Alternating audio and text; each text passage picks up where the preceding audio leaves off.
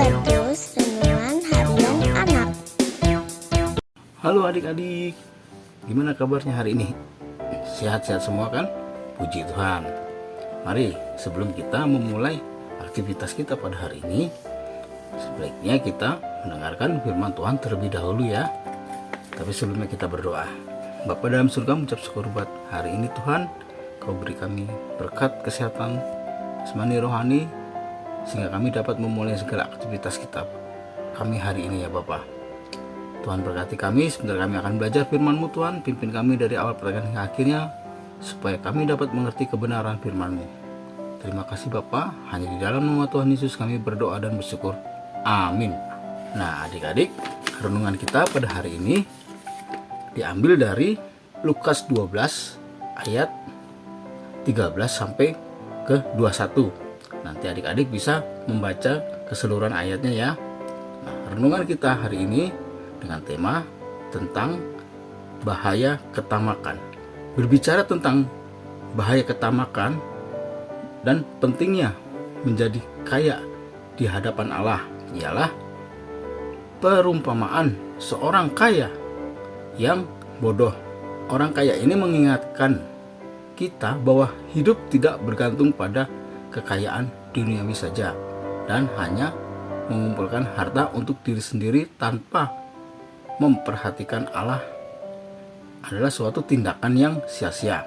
Dari sebuah kisah orang kaya yang bodoh ini, kita bisa dapat belajar tentang Tuhan Yesus bercerita tentang seorang kaya yang berencana membangun sebuah lumbung yang lebih besar untuk menyimpan semua hasil panennya dengan tujuan bersenang-senang. Namun Allah membuatnya atau Allah menyebutnya sebagai orang yang bodoh, karena ia akan segera mati dan semua kekayaannya tidak akan berguna kembali.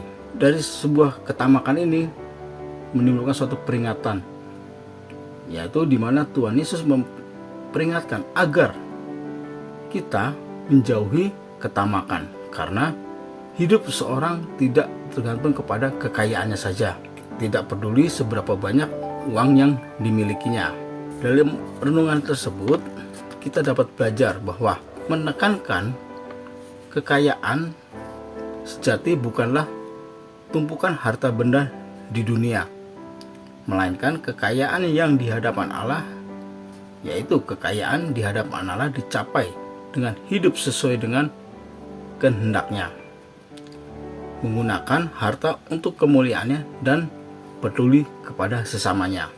Dari renungan ini kita dapat menerima suatu pesan yang sangat penting, yaitu tentang mengajarkan kita untuk tidak menggunakan kekayaan duniawi sebagai jaminan hidup, tetapi untuk mencari kekayaan sejati di hadapan Allah dengan hidup saleh dan murah hati, seperti yang disoroti oleh beberapa tafsiran.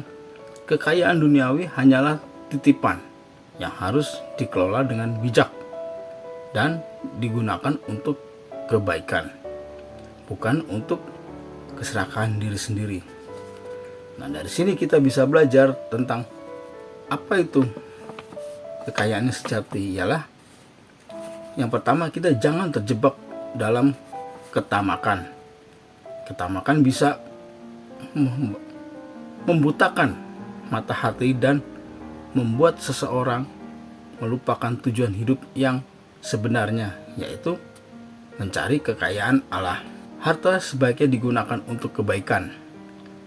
Harta yang Tuhan berikan adalah sarana untuk berbuat baik, membantu sesama, dan memuliakan nama Tuhan.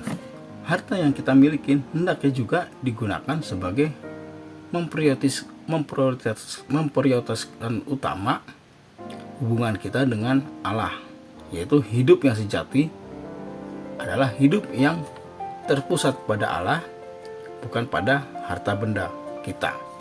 Ketika kita menghadapi kematian nantinya, kita siap sedia, karena bisa saja datang secara tiba-tiba atau kapan saja.